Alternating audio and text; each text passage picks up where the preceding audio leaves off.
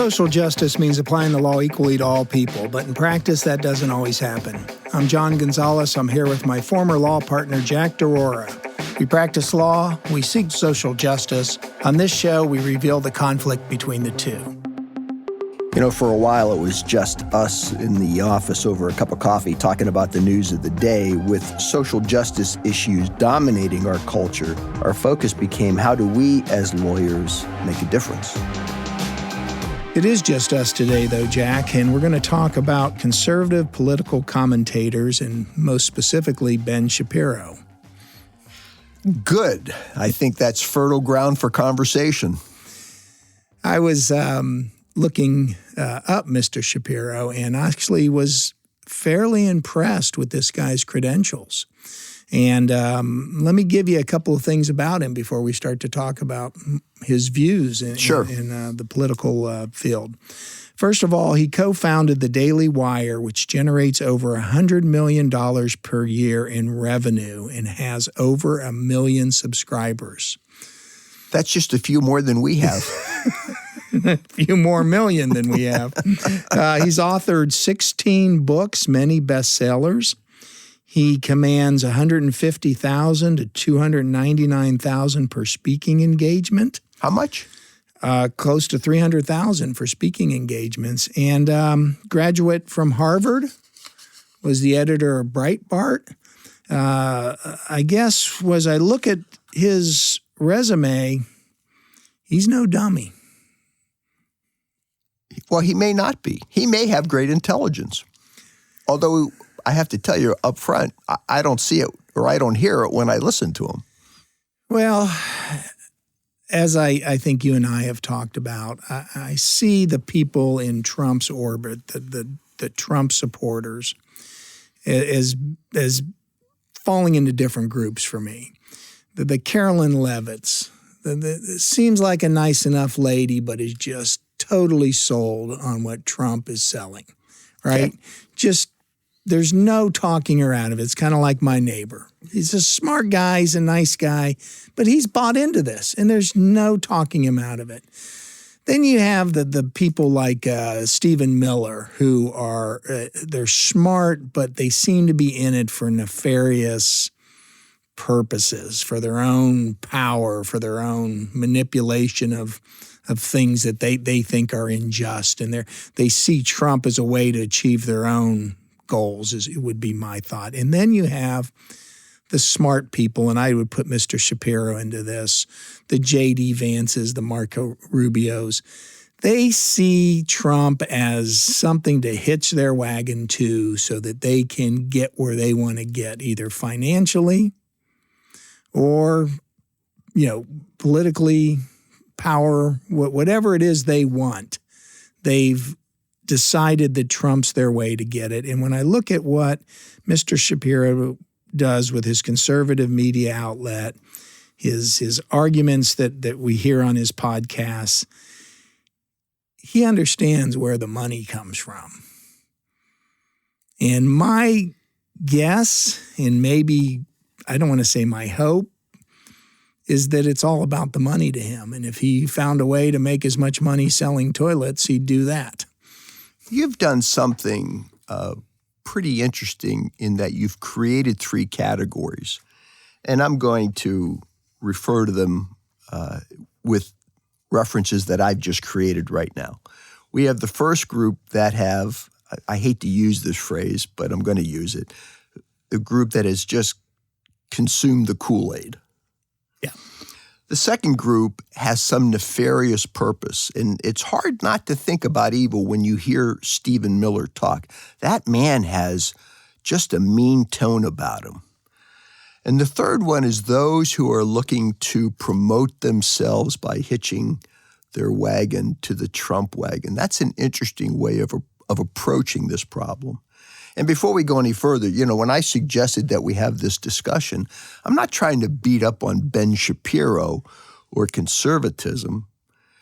I'm just trying to show that much of what we hear from the right, and I suppose we would hear it from the left as well, but we're focusing on the right today, is based on half a story, a contorted version of the facts or no facts at all. And that's disturbing to me. What is disturbing to me is not so much what these conservatives say, these conservative commentators, because, there are conservatives that want to talk about the facts and want to debate the issues in a fact-based manner.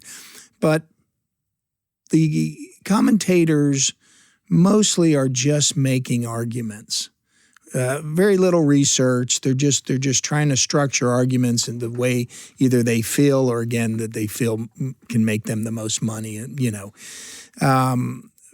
So it's really, to me, not that person that gets my ire up. I can't understand the people that listen. Where is he getting, Shapiro, $100 million and 1 million plus subscribers? Who are the people out there that buy into his rhetoric? That's what amazes me, that there are so many people out there that will listen and apparently, what they're hearing. Now, can I raise my hand and answer that? Yeah, that's what I want to know.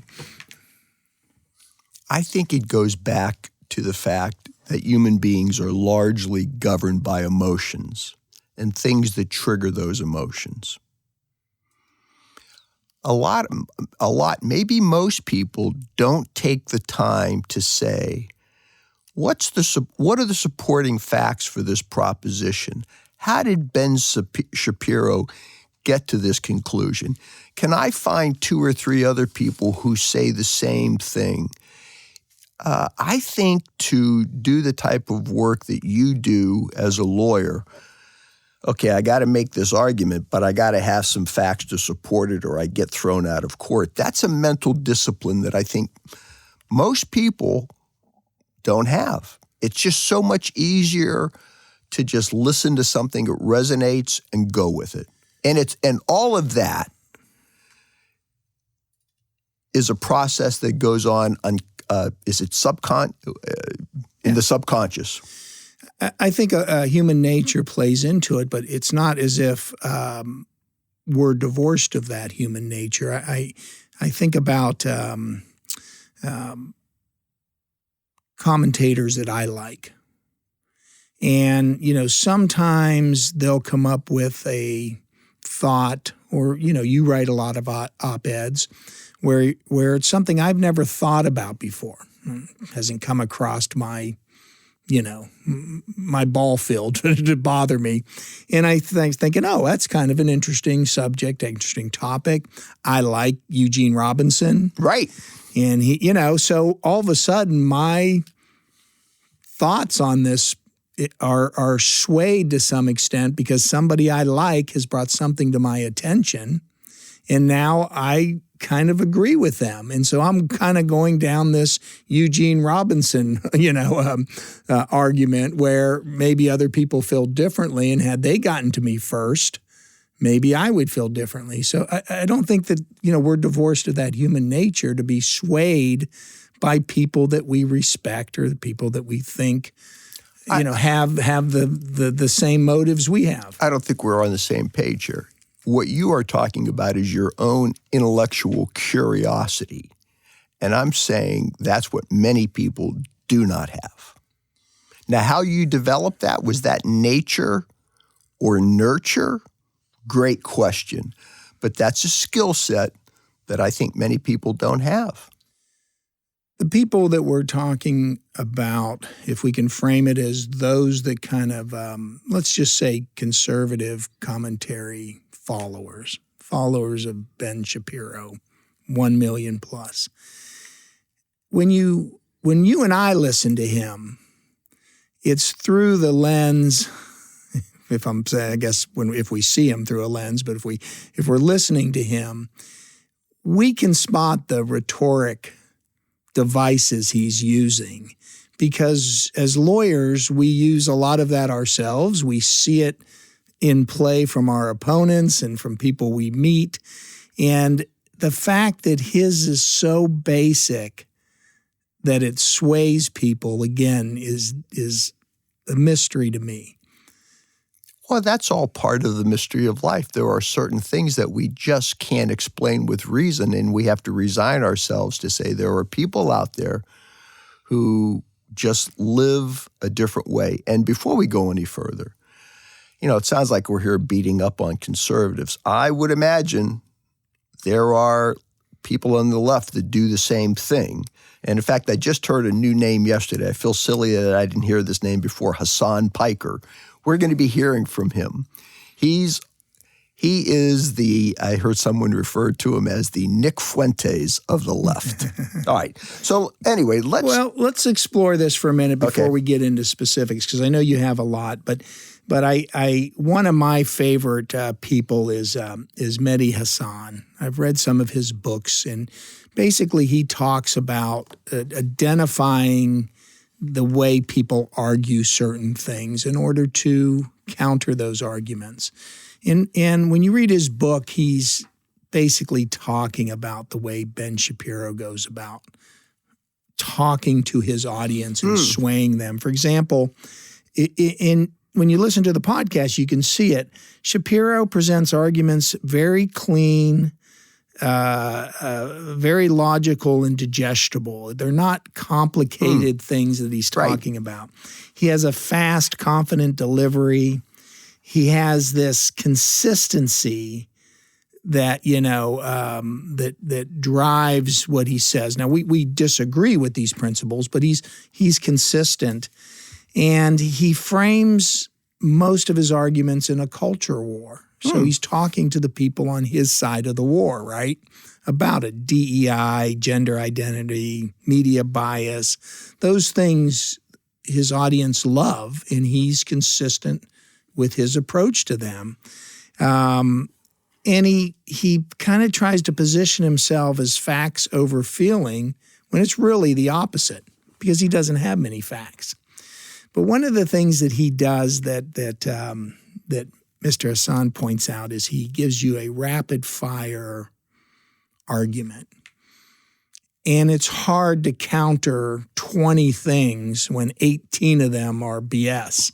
Right. And I don't know if you've had that in court where you're making arguments with another lawyer and the lawyer's gone through and you're frantically writing notes and you're like, geez, I've got, 13 things. And the way Mr. Hassan says, there's different ways to approach that, but he says, I've been in debates where that's happening. And one of the approaches is where you just say, look, I disagree with 17 of the last 20 points my opponent made, but I know we don't have time, so I'm just going to give you 2 of the most ridiculous ones, and you can judge the rest on those. Oh, I like that idea. I do too. I like it a lot. Yeah. And then he says, if you just point out that that's the vehicle that they're using to try to persuade, they're doing this rapid fire because, until it was actually given a name, well, I'd faced that before. I never had a concept of, why we should name rapid fire. But that's when I listened to Shapiro's podcast. I mean, that's what he does. He just goes through so many things that you can't attack them all in a response. I'm really glad you mentioned that fast delivery because I think there's a corollary to fast delivery. I mean, this is the conclusion I have reached as a lawyer. When I hear people speak fast, pretty much they're not good at listening. Yeah.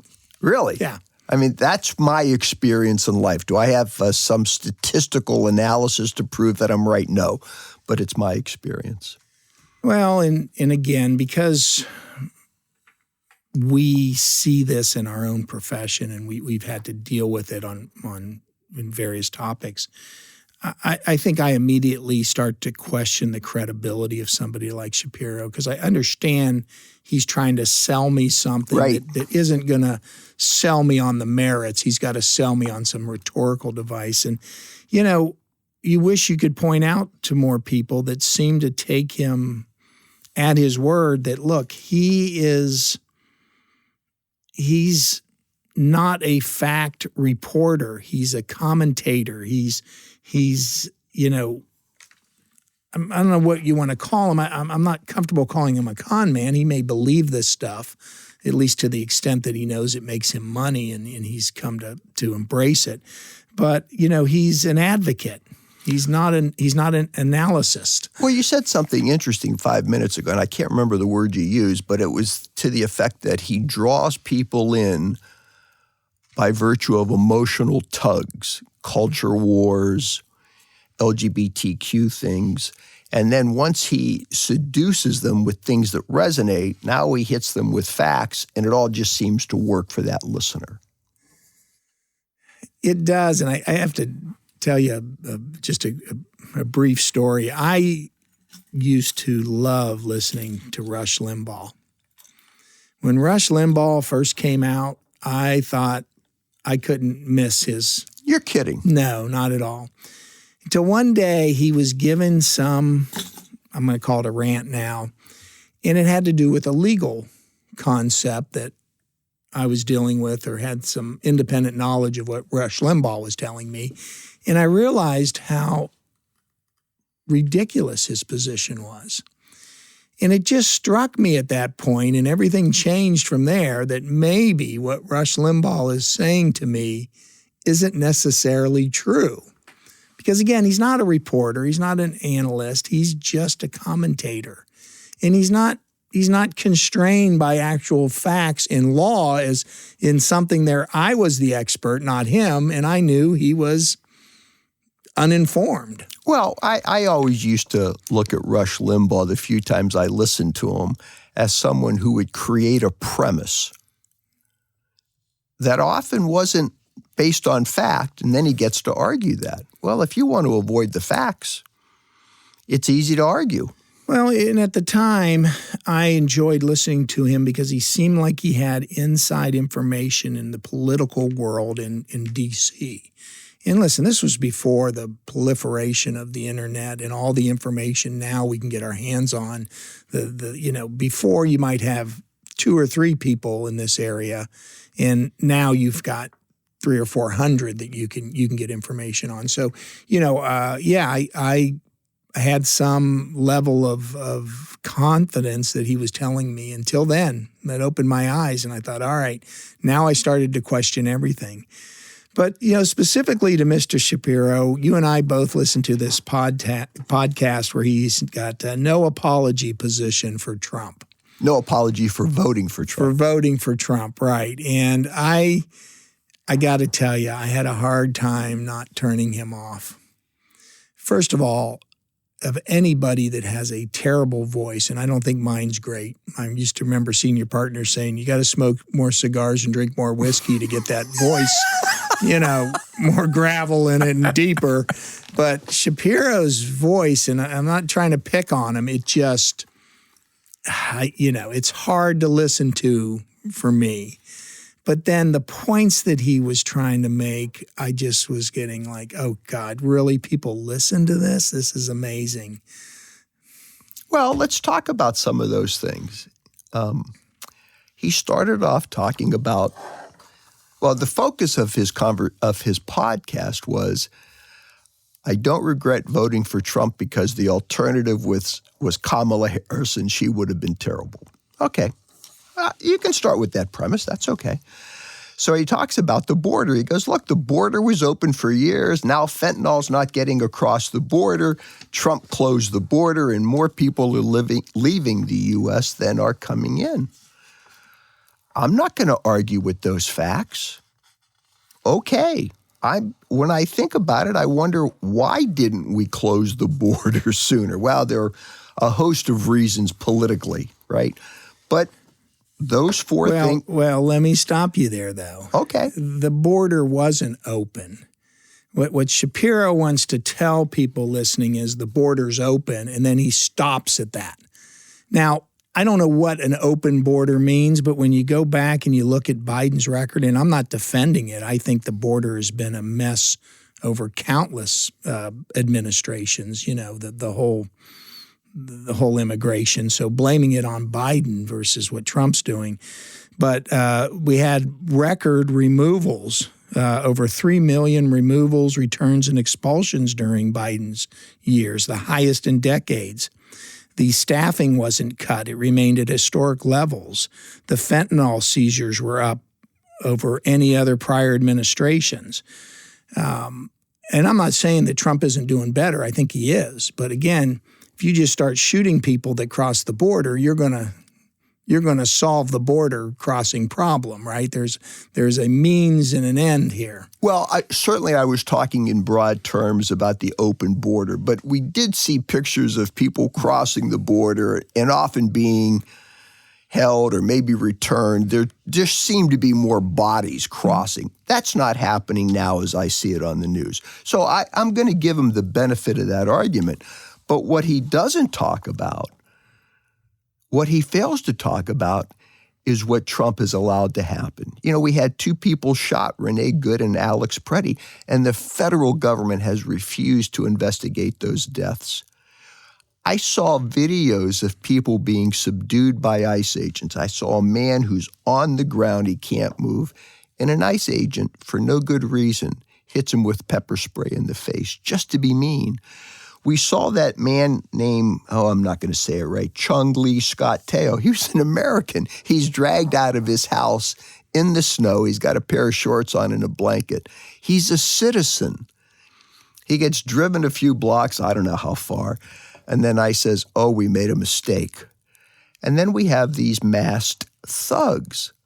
So yes, America wanted immigration reform, but I think from what I'm seeing, the majority of Americans don't like these thugs roaming the streets. That's what Shapiro fails to talk about. And those are serious abuses, not to mention the constitutional violations of people barging into homes without a warrant. Well, I think his binary choice between Trump and Harris is I don't know what you would call that, it's not a real choice. First of all, I'd like to hear him justify Trump on Trump's merits and not about what about some other scenario that never happened, right? You're right. He doesn't want to talk about Trump and the merits of what Trump is doing because it's difficult to do that. Second, we don't know how Harris would have governed. Well, that's true, right? too. No way we know that. And second, I got a friend of mine that every time the gas prices go down, he says, "Thank you, Trump." Like Donald Trump is somehow setting the gas prices at the local Sunoco, right? Right. And you just got to think about, had we elected Harris, who would have been in her administration? Again, let's go back to the merits of who Trump is having do things for his administration and how incompetent these people were. They didn't have the qualifications to begin with, and then they didn't step up to do the job. So when Shapiro says, would you rather have Harris, he's trying to, again, attack that feeling of that people didn't like Harris, so they didn't vote for her. And, of course, I would imagine most of his subscribers didn't like Harris and didn't vote for her. But, boy, it would have been tough for Kamala Harris to appoint people that are less competent than what Trump has done, right? It has to be it would have had to have been a little bit better, it seems to me. Well, we certainly wouldn't have had all the constitutional violations, which Shapiro doesn't seem to care about. No, not at all. And, again, when you look at anybody else that might have been president, I don't have any confidence that they would have been the norm-breaking president that Trump is. Oh, correct. I'm not an apologist for Biden. I don't think Biden did a great job. And he certainly did the Democratic Party a tremendous disservice. Sure. And, but he didn't break down the norms like Trump is doing. The structure was still intact when he was gone. But hold on for a second. It's that destruction that the Trump clan likes. I mean, that feeds into what they want. Of course, it's easier to destroy than to build, as we're seeing right now. So Shapiro says, look, I'm not going to apologize for voting for Trump because Harris would have been worse. Right. Yeah. And you and I might differ with that. I don't know how it could be worse. But he doesn't, in that podcast, really criticize Trump for starting a war. Because I think Harris and Trump were both against new wars. Right. Well, the war thing is interesting. He says something that's remarkable. Trump was the only president who was willing to confront Iran. Well, my first thought is I thought Trump said he didn't want new wars. My second thought is we're hearing now that President Trump had been warned by, I suppose, the military and maybe the CIA, but certain other authorities that if you invade Iran, there will be drastic consequences. And so I would presume that if he was given those insights, prior presidents were. And prior presidents elected not to do what Trump has done. So what do we have now? We have a situation that is worse than we were in January. And so under the guise of, Iran shouldn't have a nuke. We all agree with that. I was just going to say, so you're in favor of Iran having nuclear weapons? Yeah, exactly. Yeah. I'm not in favor, but Iran still has some nuclear potential, and we're no better off in getting access to those than we were in 2015. Was it 2015 or 2012? I think it was 2015 when Obama struck the deal with Iran. We're no better off now. I don't know how anybody can look at what's going on in Iran and say that there's any success there. And again, it goes back to one of these things is we don't know how it's going to end or when. And if it does end favorable for the United States, again, whatever that means, does that justify what Trump has done? And to me, it's even a more complicated issue than immigration is in this country, is the Middle East. And Trump and Shapiro take what is the simplest, component and then act on it or argue about it. And it seemed to have worked for Trump. He got into the greatest office, most powerful office in the world. But Iran is so complicated that you just can't say we're going to bomb them and make them capitulate to us. And I can't imagine very many of our military leaders would have been on that bandwagon to, hey, yeah, let's just bomb them, take out their leadership, and then everything's going to be fine over there. What a simplistic view of the world if that's what they were doing. Well, notice what happens when President Trump gets confronted about the Iran war. He's got now, I think, a somewhat standard response. Oh, you think Iran should have nuclear weapons? Of course not. But that doesn't justify this terrible strategy. I can't even use the word strategy. This crazy path you've taken us down, right? But he keeps saying that. In fact, he says that to the Pope. Oh, the Pope wants nuclear weapons. No, the Pope didn't say that. The Pope just saying, what are you doing?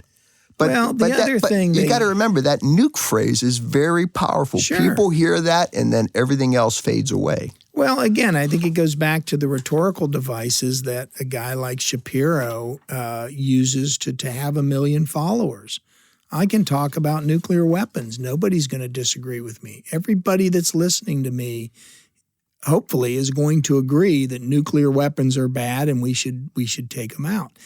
What also, I don't know if it offends me or because it has no effect on me, it's almost laughable, is just the word choices that our government thinks makes a difference. Such as? Oh, the war's over. Oh, now right. We're just policing the Strait of Hormuz, right? I mean, you're just changing the words. Yeah, shots are still being fired. Yeah, nothing's changed except now you're just classifying it differently. And I think that, and maybe they're justified in thinking that the public for the most part, is stupid. I mean, let's face it, still 30-some% of people think Trump's doing a good job in Iran. So the fact that he's saying this stuff that you and I would almost be insulted by must be working on somebody. But, it doesn't matter to me what you call it. What matters to me is what it really is. And until Congress steps up and starts enforcing our Constitution, or at least its role in our Constitution, the administration is going to keep saying, oh, no, it's not a war. We don't need to go to Congress. The war was won after the first hour. I think this is part of George Orwell's 1984. Well, now, did you catch some of the comments he slipped in?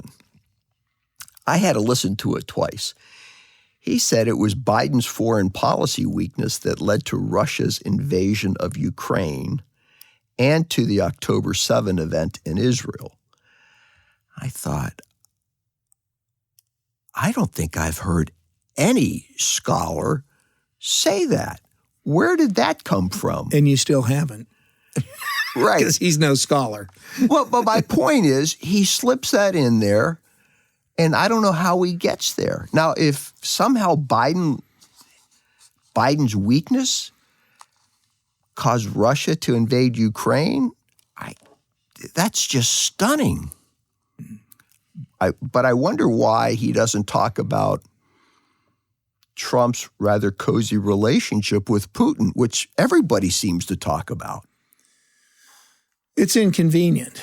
Yeah. Now, but again, it goes back to something that his listeners can latch on to. Biden's fault. You don't have to say anything else. It's Biden. Would you rather have Harris? Is it Biden's fault? There's such simplistic positions. It just occurred to me right now, it's really not a whole lot different than the art of propaganda. Now, I haven't heard opinion writers use that phrase when it comes to people like Shapiro or Nick Fuentes or this fellow Hassan Piker, who's apparently the Nick Fuentes for the left. But it really is propaganda. It's just repeatedly saying things without having to state supporting facts. And it works because these things tug at our emotions, and we're driven more by emotion than we are by logic and reason, regrettably. And you probably come across people, and I know I do, maybe more so than you, because as you don't like to hear, I am still a Republican. I feel that I'm conservative, but many of my friends are conservatives and are Republicans. And they buy into those comments as if they are facts.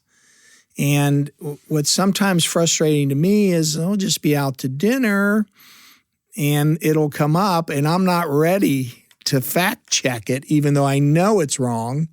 I've looked at this stuff at some point and I understand it to be wrong. But when, one of my respected and somebody I really care deeply about says something like that they must have picked up from some commentator, it's like, do I shut them down? Do I argue with them? I just don't have the energy. But, anymore, a lot of the people that are starting to really get concerned about where the country's going, right? They're like, all of us have to speak up every time. Well, I think the effective way of doing it is not to contradict, but to ask a very easy question like, I haven't heard that. I haven't read that. Tell me where you got that information. Yeah. Because when you present a question, it's non-combative and it makes the listener think. It does. Now, I have done that technique because you've mentioned that before, and it goes back to Shapiro again. Well, the media is biased, John. I understand you're getting your facts from, MSN Now or Eugene Robinson or, my guy, Mehdi Hassan. They're all biased. How can you believe them? And, I believe them because they're consistent, because I've read other articles that are consistent. I'm not just trying to believe them because they're saying it. But Shapiro is again, tapped into a very simple theme that has been resonating with people, all people, for years now. The media is biased. Well, you just referred to this theoretical response. Well, John, what are you relying on? The media. Mm-hmm. That's the whole what about thing. The response to that is, no. Let's not talk about my point of view. I want to know where you got your facts, right? Yeah, I should hold them to that. Yeah, no. Tell me where you got that information, because I'll go read it. And let me finish here let me finish with this whole idea of people not budging. This isn't just a matter of politics. This goes to the human condition. We have these phenomena of confirmation bias. We seek out what confirms our position. And Richard Rohr, who I cite a lot because I love the fellow, he says, we are attracted to, listen closely, we prefer comfortable untruths over uncomfortable truths. I like that. Isn't that a beautiful thing? Mm-hmm. And a lot of these things become part of our identity. So when you have your conservative friends who don't want to budge, you're asking them to give up a part of themselves that they just can't give up. And people are saying, oh, yeah, Jack, like you're so smart. Look, I have these same problems. It's just that I'd like to think a lot of the time I'm not giving in to them, but I probably do in certain circumstances. It's part of the human condition, right? There are probably times when I know there are times when you said to me, Jack, you're a knucklehead. What are you thinking? Yeah, so I get it wrong too. Yeah, and you and I can have that discussion. And one of the reasons that I do that with you and others is because I think there may be some hope of persuading you or you persuading me. But, with some of my friends, and especially my next door neighbor who I love, I sent him an article the other day on Eric Trump, who secured some contract with the Defense Department. Oh, yeah. I read about that. Because my neighbor was always on Biden's son, and how much money he made off of his dad. And so every once in a while when I see something that blatant, I'm like, hey, is there going to be some inquiry with Hunter? And he writes back and he says, that's just the media bias. You're in an echo chamber. You need to get out of it. And I said, well, the media bias was Eric going on Fox News or somewhere and saying it himself. Nothing, crickets. It's like, okay, don't change your mind, but don't give me this fallback position that it's all the media. A lot of what the media is reporting,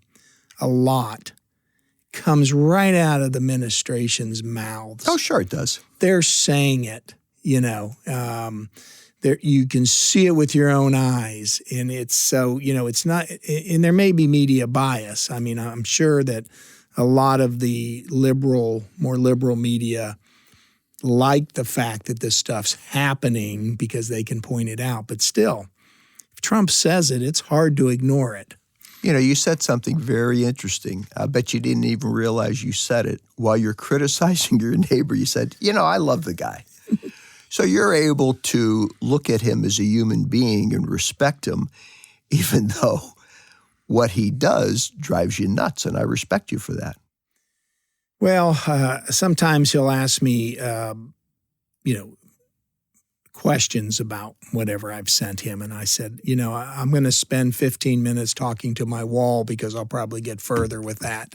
Because it just, I already know he doesn't want to change his mind. He has no incentive to change his mind. And I think one of the things that's happening, and I don't know if you see it, and this is certainly anecdotal, it's not based on anything, is that people that voted for Trump are now just trying to ignore what's going on because what's going on is counter to what they believed should be happening in our country. So I've noticed that when I talk to some conservative friends of mine and point out something, they're ignorant of it. Really? That happened?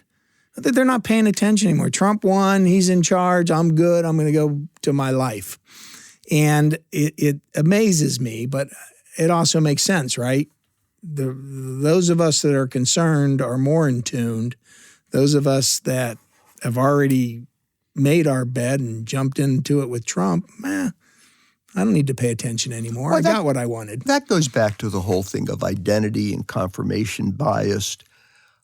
And think about it. We all have difficulty admitting we've made mistakes, right? I mean, that's not how we're wired.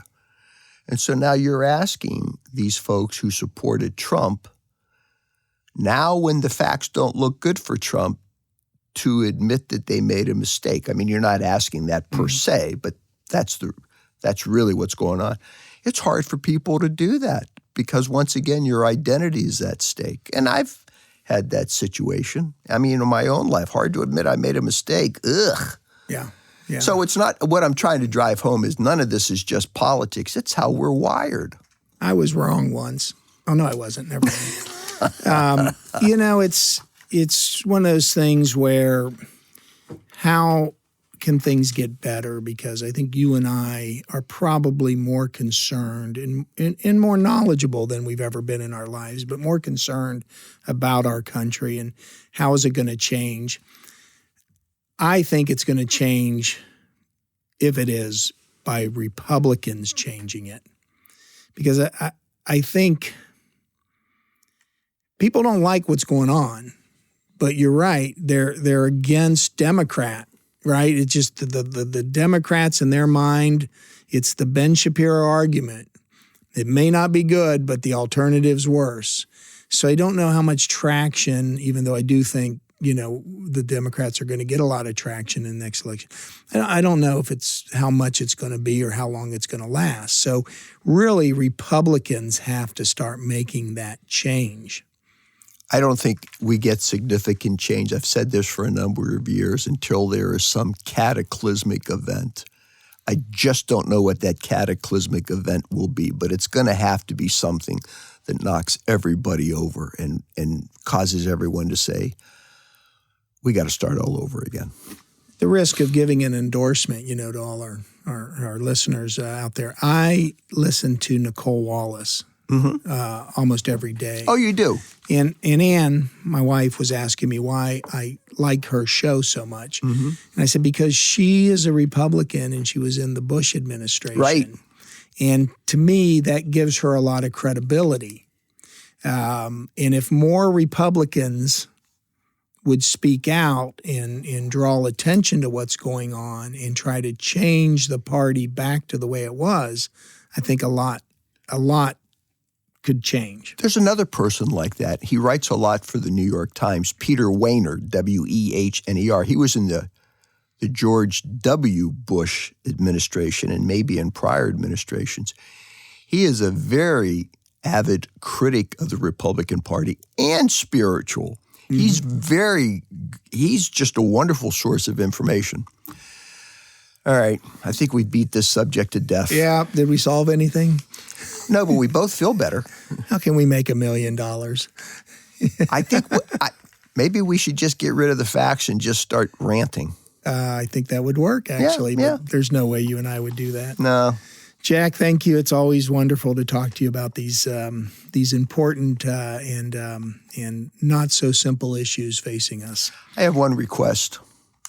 I wish you would quit vexing me by telling me you're a Republican. That's just nonsense. You're as much a Republican as I am Irish. Our thanks to WOSU and our sound engineer, Dalton Jones. If you like what you've heard, tell a friend. We want this show to be more than just us. We want it to be all of us. Like us, follow us, submit a review, help elevate our profile so that other podcast listeners can find us. We'll be back soon with another social justice issue. Until then, so long.